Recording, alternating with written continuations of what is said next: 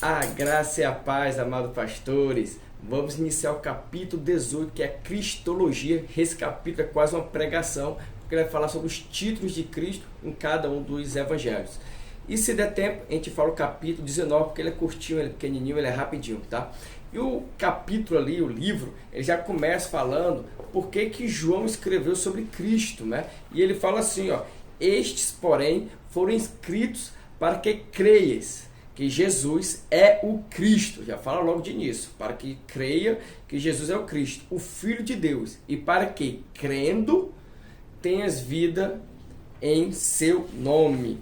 Ok? Então, o primeiro título que João vai trazer, já no capítulo 1, todo mundo sabe qual é? É o Logos. O primeiro tema é o Logos. E o segundo, o que é o Logos para João? João deixa bem claro, ele destaca na sua cristologia, já na introdução, em chamar Jesus de Logos, né? Ele é o Logos, mas é o Logos encarnado, né? Então, o primeiro e o mais importante significado é da pré-existência de Jesus. Ou seja, ele fala, esse Jesus, o Cristo que a gente crê, ele existe desde sempre, ele sempre existiu, entendeu? Então, eu já deixei isso bem claro já no início da sua obra, a pré-existência de Jesus. E ela é refletida em várias passagens dentro do Evangelho de João, né?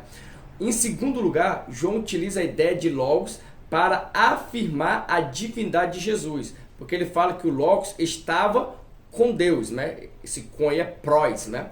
E o verbo era Deus, né? Então ele não estava só com Deus, ele era Deus, né? E aí o que mais que ele vai tratar para nós sobre isso aí? Outra ênfase que nós temos que colocar é o seguinte, que esse verbo, ele traz a ideia de divindade, né? E o terceiro argumento é que João afirma que o Logos foi o agente da criação. Ele não é a suprema fonte da criação, mas o agente por meio da qual Deus, que é a origem suprema, criou tudo. Então, primeiro, o Logos, ele é pré-existente, o Logos é o próprio Deus e o Logos é a forma pela qual tudo que existe tornou a existir, né? Ex nihilo, né? Criou tudo do nada. E o quarto significado que o Logos traz é que nós temos a surpreendente declaração que o Verbo se fez carne. Ou seja, a quarta declaração é o Deus encarnado. E o quinto significado que o Logos traz, já no início do Evangelho de Joanino, é que o vocábulo Logos é que ele, né, o Logos veio em carne como o revelador de Deus, né? Ele veio para revelar aos seres humanos a vida, a salvação, Deus, porque não tinha como os judeus ver a Deus, a não ser que fosse pelo o Logos, o Deus revelado, o Deus encarnado, né? Então, Filo, um judeu alexandrino, né? Ele empreendeu a extraordinária tarefa de casar a religião judaica com a filosofia helenista. Então, se ele perguntar qual filósofo uniu, né, a religião judaica com a filosofia helenista, esse filósofo foi Filo de Alexandria, né? Filo foi que uniu a religião judaica com a filosofia helenista, né? E ele preservou a atitude judaica para com o Antigo Testamento como uma palavra inspirada de Deus, mas por meio de sua interpretação alegórica extremada, né? Ele descobriu conceitos filosóficos nas escrituras do Antigo Testamento, beleza? E aí vamos agora falar sobre o segundo termo. Qual é o segundo termo?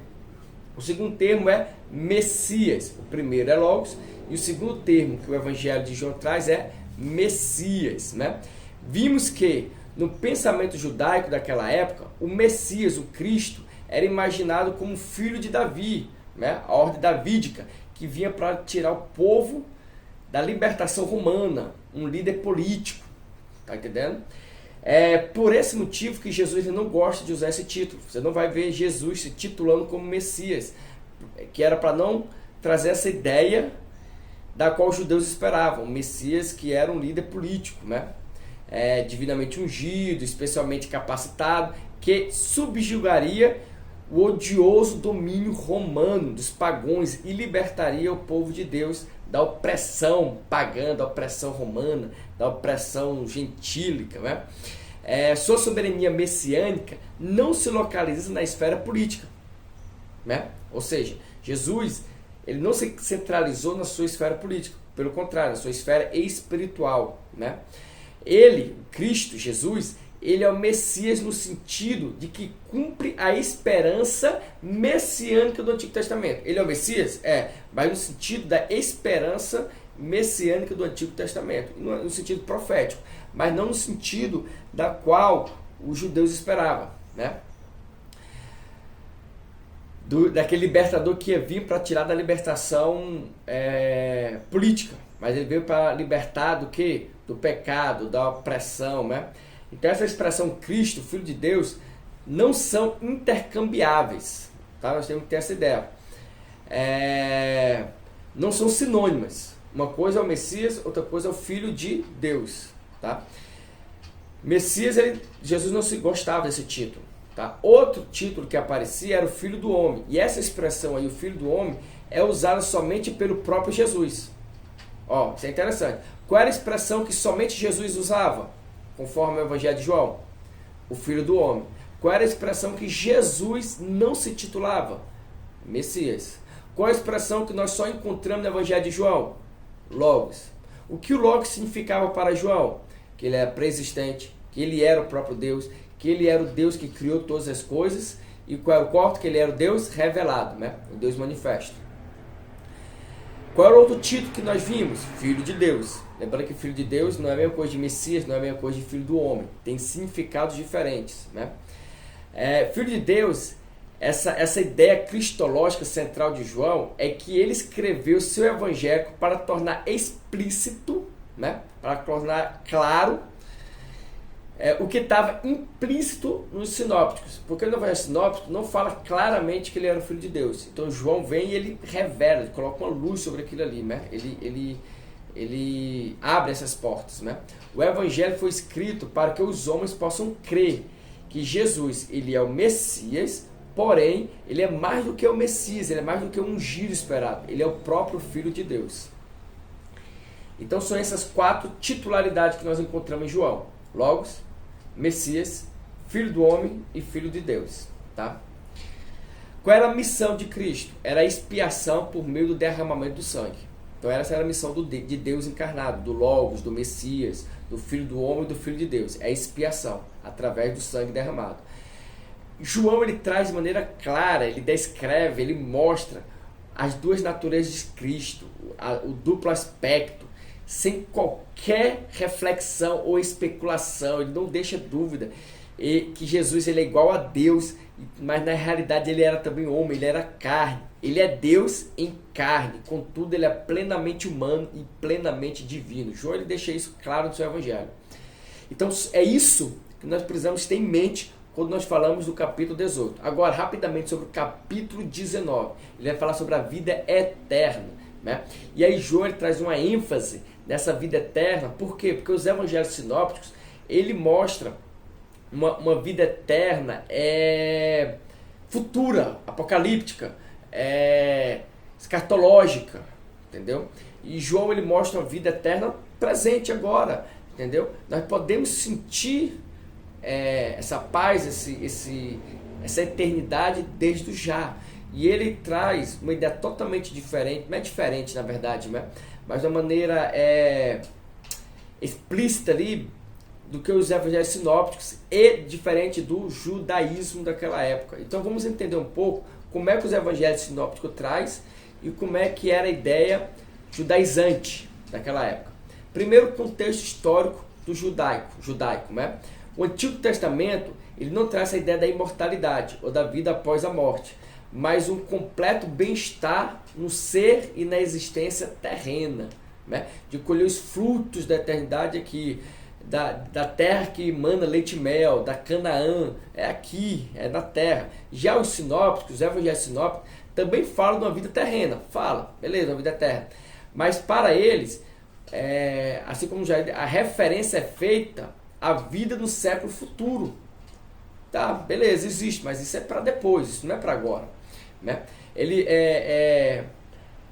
Embora a vida eterna seja escatológica, a ênfase central dos 4 evangélicos não é mostrar aos homens o modo de vida no século futuro, mas levá-lo a uma experiência presente da vida futura, né? Dessa vida, uma experiência nessa vida da vida futura. Eu acho que eu fui claro, né?